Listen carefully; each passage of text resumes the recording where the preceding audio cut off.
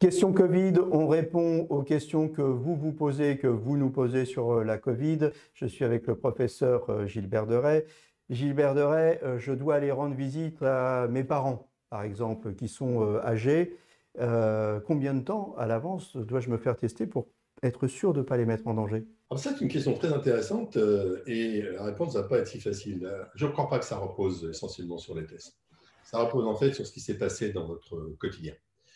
Quand vous allez aller en pleine période épidémique chez vos parents ou grands-parents, on parle donc de personnes fragiles, on ne parle pas de parents qui ont 35 ans.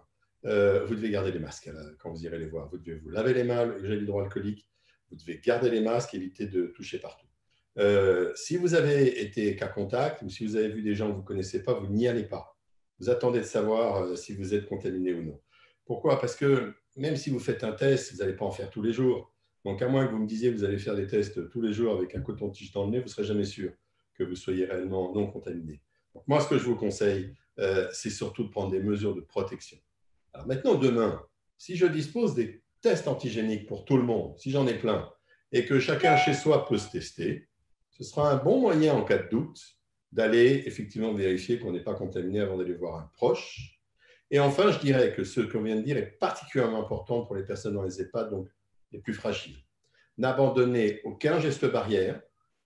N'allez pas voir les gens fragiles si vous avez été contact. N'allez pas voir les gens fragiles si vous avez été dans des groupes que vous ne connaissez pas. Donc la clé, c'est rapidité, fiabilité des tests et prudence dans tous les cas. Et oui, on porte les masques des deux côtés, on se lave les mains avec le gel hydroalcoolique, on se tient à distance. C'est ça la barrière principale contre la contamination.